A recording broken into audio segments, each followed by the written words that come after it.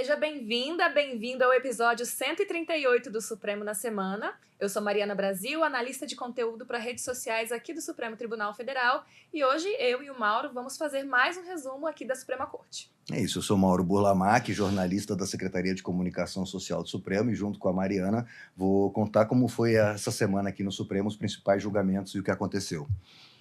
Bom, na quarta-feira a gente voltou com ele, né, o Marco Civil da Internet. A gente teve o voto do presidente, ministro Luiz Roberto Barroso.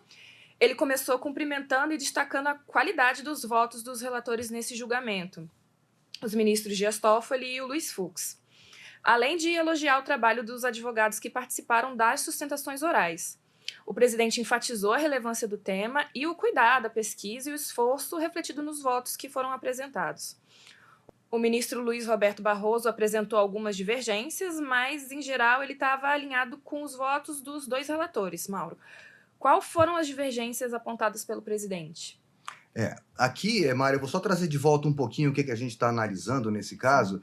O artigo 19, principalmente o artigo 19 do Marco Civil da Internet, que diz que as plataformas de conteúdo só estão sujeitas a pagar indenização, só podem ser responsabilizadas civilmente por conteúdo postado por terceiros, se depois de uma decisão judicial elas não retirarem aquele conteúdo do ar. Isso é o que diz o artigo 19 desse chamado Marco Civil da Internet, e ele está sendo questionado, dois recursos que estão tramitando aqui no Supremo, um do Google e outro do Facebook, em que houve uma notificação para eles tirarem determinados conteúdos, né? No caso era uma comunidade, no caso do Orkut, o outro era uma postagem no Facebook, um perfil, na verdade, falso no Facebook, e aí eles foram, né, notificados para tirar, não retiraram, as partes que se sentiram prejudicadas foram à justiça, e aí obtiveram o direito de tirar do ar e ganhar a indenização. As plataformas foram responsabilizadas civilmente por não terem tirado do ar com a notificação aqueles conteúdos que foram pedidos, né? Então, aí a discussão é essa. As plataformas recorrem ao Supremo para questionar essas decisões, porque o artigo 19 diz isso. Só depois de uma decisão judicial é que elas poderiam ser responsabilizadas, né? Então, o que está em decisão, em julgamento, é isso, né? Então, como você lembrou bem, os ministros Dias Toffoli e Luiz Fux, que são os relatores dos dois recursos, eles já votaram, né? Então, a ideia do ministro, o voto do ministro Toffoli, ele fala o seguinte: ele quer aplicar as postagens que existe, regra que já existe no Marco Civil, no artigo 21, né? Ele vai ampliar a regra da notificação, da necessidade de apenas notificação para retirada de conteúdos. Tá? Havendo uma notificação, nos casos do artigo 21, lá, que fala em nudez e atos sexuais, né, imagens sexuais privadas, né, você tem que tirar com base em notificação, ele coloca outros crimes aí para também serem retirados apenas com a notificação extrajudicial. E ele responsabiliza objetivamente, ou seja, as empresas são responsáveis, independente de prova, no caso de crimes graves, delas não tirarem do ar crimes graves, independente de notificação. Crime contra o Estado Democrático de Direito, ato de terrorismo, preparatório de terrorismo, induzimento de suicídio, automutilação, racismo, violência contra criança, adolescente, pessoas vulneráveis. Então, esses crimes mais graves, para o ministro Dias Toffoli e para o ministro Luiz Fux, devem ser retirados do ar, independente de notificação. Isso são crimes graves que não podem circular. Se a plataforma deixou publicar aquilo e ficar no ar, ela é responsável civilmente, independente de notificação ou decisão judicial. Então, o voto do ministro Toffoli e do ministro Luiz Fux nesse mesmo sentido, né? O ministro Luiz Roberto Barroso, então, tinha pedido vista do caso, né, na semana passada, e trouxe o seu voto agora. Ele realmente, como você bem colocou, numa parte ele concorda com os ministros Fux e Toffoli, né? Mas ele considera que a norma do artigo 19 ela é parcialmente inconstitucional. O ministro Toffoli e Fux consideram inconstitucional. Ela não protege direitos fundamentais, não protege a democracia, né? E o ministro Luiz Roberto Barroso entende que ela tem uma proteção deficiente. Ela protege, mas protege pouco, vamos colocar assim, tá? Tanto esses direitos fundamentais quanto a democracia. E aí, para organizar, para regulamentar, no entendimento do ministro Luiz Roberto Barroso, e é importante ressaltar, ele diz, enquanto não vier uma lei do Congresso Nacional para regulamentar, ele faz um apelo, como o ministro Dias Toffoli já tinha feito, para que o Congresso crie a regra, crie uma nova lei, regulamente essa questão, porque essa é uma lei que já tem 10 anos, o Marco Civil da Internet é de 2014, e, enfim, ela já está ultrapassada, vamos colocar assim, né? velocidade da internet, da web, do mundo digital é muito rápida, ela ficou ultrapassada. Então, o ministro faz um apelo para que o Congresso legisle, crie norma para isso. Mas, enquanto isso não acontece, para não deixar um vácuo aí, sem uma terra sem lei, como eles gostam de brincar, de usar a expressão, né? O ministro, então, Luiz Roberto Barroso, dá a proposta dele de como é que deve funcionar. E aí ele fala em dois tipos, ele separa responsabilidade por danos causados por conteúdos específicos e por falha no dever de cuidado das plataformas, né? Então, assim, o que é o conteúdo específico? Nos casos de crime em geral, fora crimes contra a honra, o ministro entende que basta uma notificação. Qualquer tipo de crime, qualquer conteúdo que revele um crime, que seja um ato criminoso, tem que ser retirado apenas com a notificação, não precisa de decisão judicial para isso. Nos casos de crime contra a honra, que é injúria, calúnia, difamação, ele entende que tem que ter uma decisão judicial.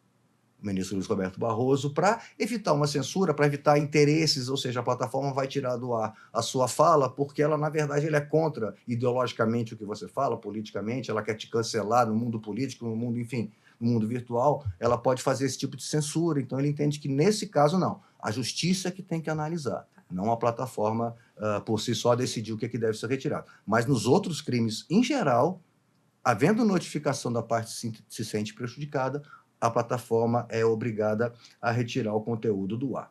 No caso dos crimes graves, também como falou o ministro Toffoli lá e o ministro Fux, aqui ele fala em pornografia infantil, crime contra criança e adolescente, induzimento a suicídio, tráfico de pessoas, terrorismo, abolição do Estado Democrático de Direito, o ministro Luiz Roberto Barroso entende o seguinte, um conteúdo só que traga um crime desse não é motivo para você responsabilizar objetivamente a plataforma, como entendem o ministro Toffoli e Fux. Ele entende que se a plataforma não estiver tomando medidas para evitar que esse tipo de conteúdo esteja no ar, ela deve ser responsabilizada. Mas se a plataforma mostrar que ela toma atitudes, que ela tem medidas para que esse tipo de crime não aconteça, não seja difundido, e, eventualmente, um caso passe e vá, né, ele entende que não. E aí você não pode responsabilizar, porque ela está tomando cuidado. Então, por isso que ele fala em dever de cuidado. As empresas têm um dever de cuidar. E aí elas vão ter, ele até cria uma opção das empresas divulgarem um relatório das atividades que estão, né, das medidas que estão tomando para evitar que crimes circulem na internet, discurso de ódio, mentiras, difamação, esse tipo de coisa, né? As empresas fariam um relatório que teriam que disponibilizar nas próprias plataformas, né? E aí elas vão estar mostrando o que elas estão fazendo para evitar.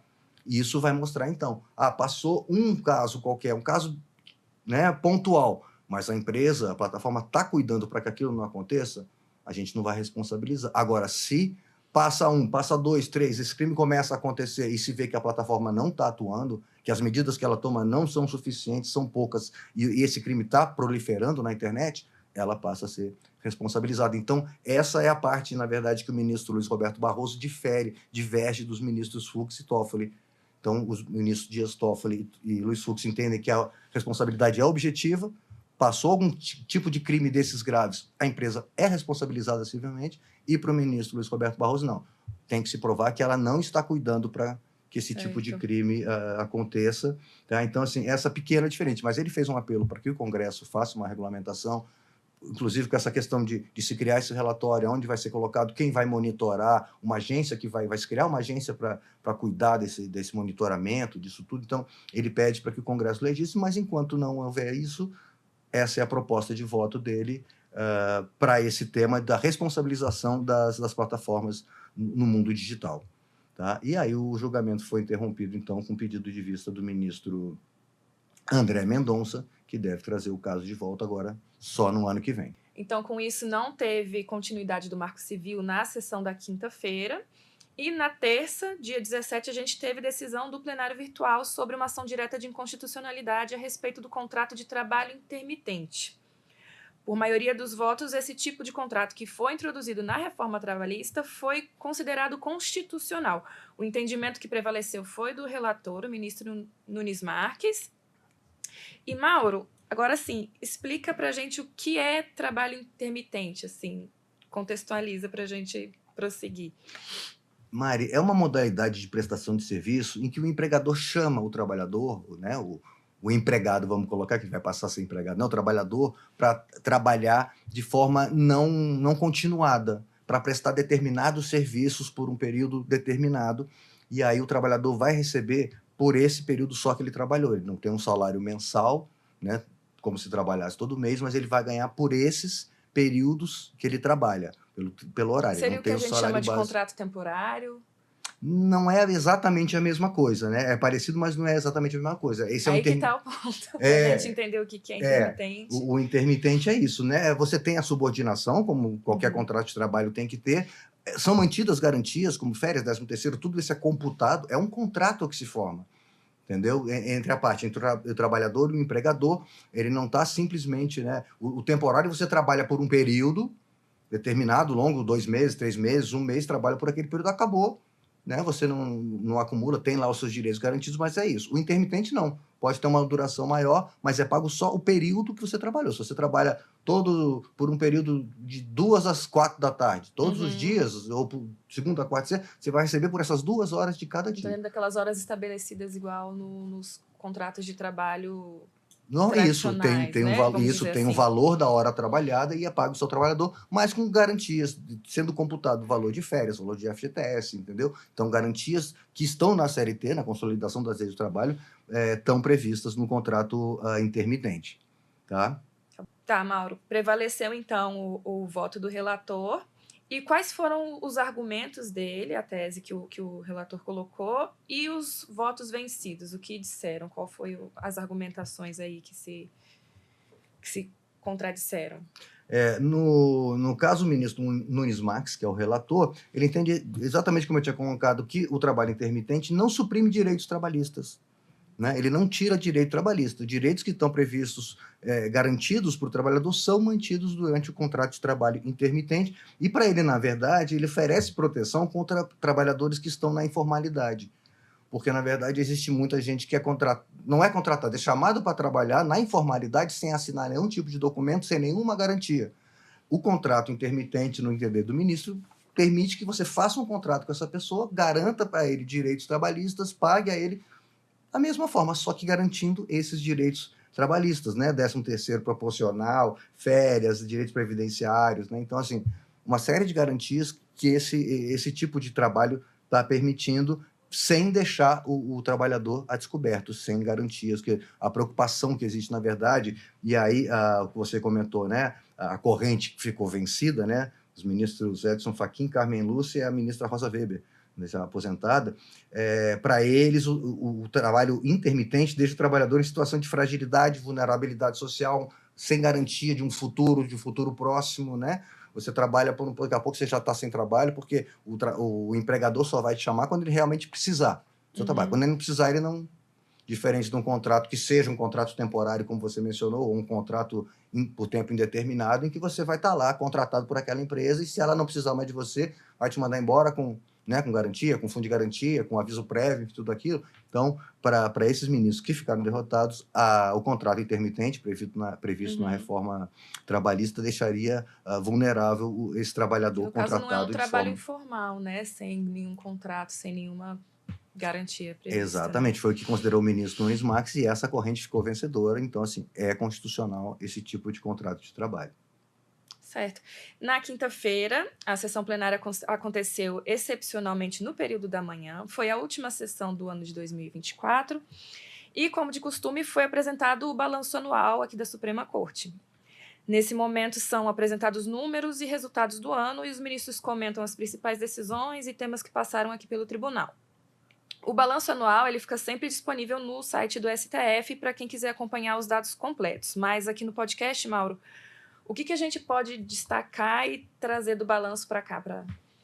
Os principais números que eu anotei, Mário, do discurso, né, da fala do ministro Luiz Roberto Barroso, e para mim marcaram, foi: em 2024, o Supremo recebeu mais de 80 mil processos. Olha o número de processos, né?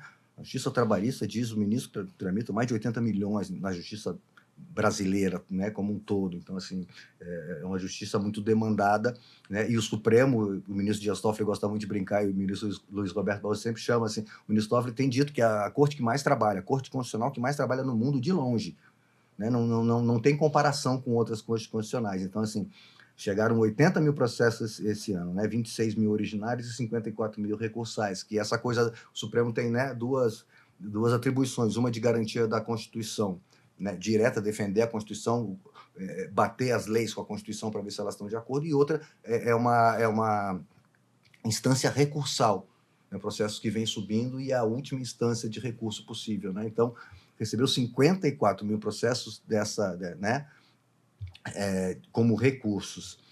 O ministro citou que tem 20.300, um pouco mais de processo em tramitação, e esse é o menor acervo do Supremo em 30 anos. Desde 1994 é o número mais baixo. Então, realmente, várias ferramentas estão sendo usadas, a inteligência artificial, repercussão geral, essa coisa dos precedentes estarem sendo, a jurisprudência sendo usada para, né, resolver os casos. Então, várias formas que está se reduzindo muito o acervo, o número de processos que estão em tramitação Sim. nesse momento no Supremo. Né? Então, 20 mil é o menor número nesses últimos 30 anos. Né? Nesse ano foram baixados, ou seja, se encerraram, pararam de tramitar no Supremo 83 mil processos, né? Então a gente falou que entrou 80 mil e baixaram 83 mil. Então é isso, né? Está entrando, está sendo baixado, estão sendo encerrados mais processos do que os que estão entrando, Sim. por isso que tem baixado o acervo, né?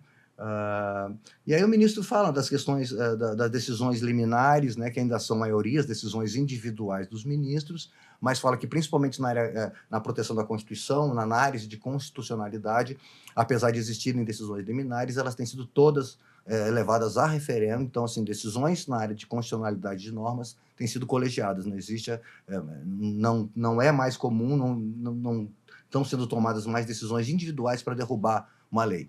O ministro pode atuar individualmente, mas na sequência, no dia seguinte, 2 dias depois, ele já manda referendo para que aquilo seja confirmado, para que seja uma decisão do Supremo como um todo, né? Foi outro confirmado ponto. pelos demais ministros. Né? Exatamente, porque um tempo atrás existia essa condição de ministros individualmente poder suspender uma lei. Que eram as decisões monocráticas. As decisões monocráticas, e aí realmente sempre houve uma preocupação com isso, e aí de um tempo para cá houve essa mudança no regimento, em que o ministro pode até dar uma liminar numa decisão que suspende uma determinada lei, mas isso vai a referendo imediatamente para que seja tomada uma decisão colegiada, e aí isso já está sendo colocado em prática e realmente mudou aqui no Supremo, bem interessante.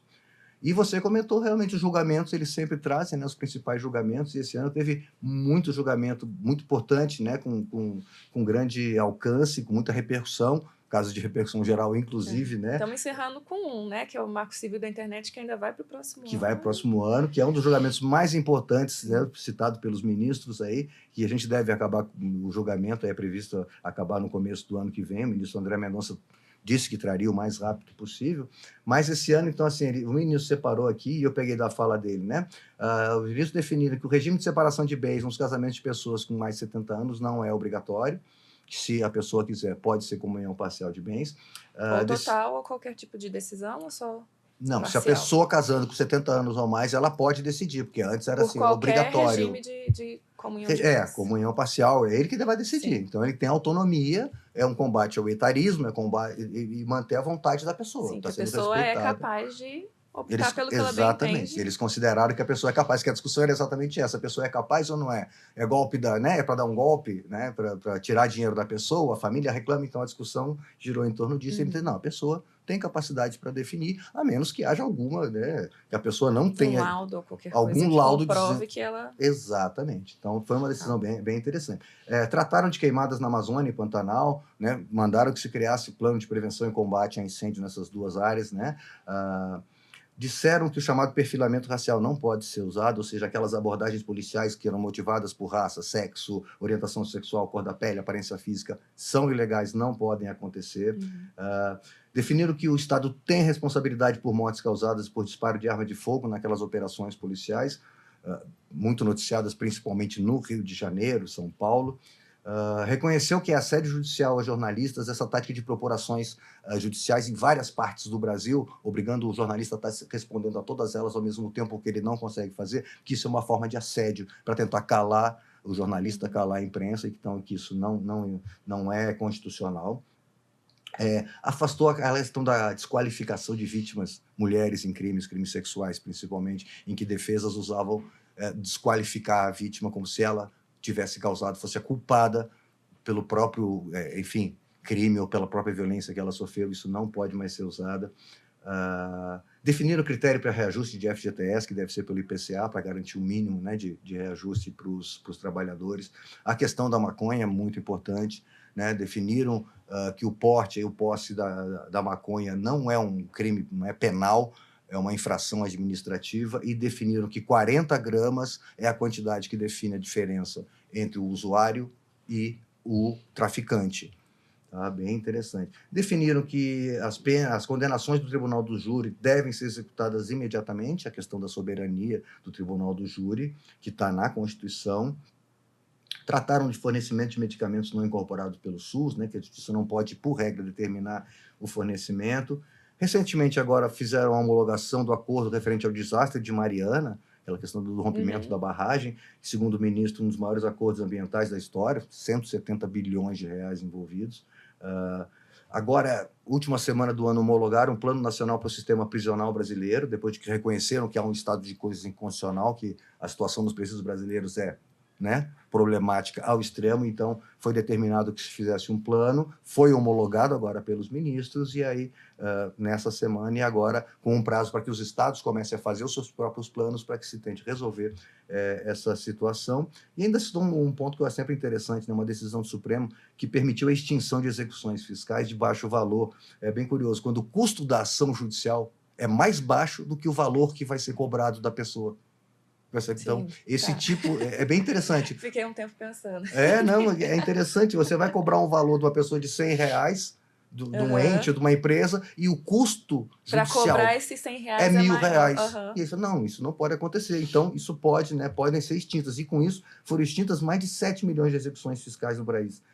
Esse é um dos pontos de gargalo da justiça brasileira, os piores gargalos. Então, assim, resolveu bem essa questão. Então, isso é um resumo aí do que ele falou. Muita decisão importante, bastante Muita coisa decisão no ano de importante. 2024.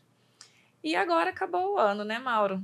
Esse é o último podcast do ano de 2024. A gente vai se ver aí no ano que vem. Os julgamentos estão suspensos, mas ainda vai ter trabalho rolando, né? Vai, na verdade, agora começa o recesso judiciário, né? Mas o Supremo continua trabalhando, né, em esquema de plantão. Então a gente vai ter o ministro Luiz Roberto Barroso e o ministro Edson Fachin, que são presidente e vice atualmente, né? Vão estar na presidência. O ministro Luiz Roberto Barroso fica agora até o final do ano, depois o ministro Edson Fachin fica um período, no começo de janeiro, até o dia 19, e depois volta o ministro Luiz Roberto Barroso. Então eles vão, né, ficar no plantão, recebendo casos urgentes que tiverem que serem tratados nesse período. No recesso, vão prestar jurisdição, como eles gostam de falar, ou seja, vão estar trabalhando no plantão os ministros Alexandre de Moraes, André Mendonça, Gilmar Mendes e Dias Toffoli. Então, eles vão continuar atuando nos processos que chegarem, nos processos que estão no gabinete. E os ministros Flávio Dino e Cristiano Zanin vão atuar também, mas aí em processos pontuais. O ministro Flávio Dino nos processos estruturais, como se chama, né? A pauta ambiental e emendas parlamentares, que a gente falou aqui nos últimos episódios. Ele vai atuar basicamente nesses processos, para que eles não fiquem parados. E o ministro Cristiano Zanin vai atuar nos processos ligados a investigações sobre aquela questão de venda de sentenças, Tribunal de Justiça do Mato Grosso do Sul. Ele vai atuar nesse processo. Então, durante o período até o final de janeiro, esses ministros vão estar atuando, e a gente só realmente, como você bem colocou, não vai ter julgamentos colegiados. Eles realmente param agora e voltam só a partir de fevereiro do ano que vem.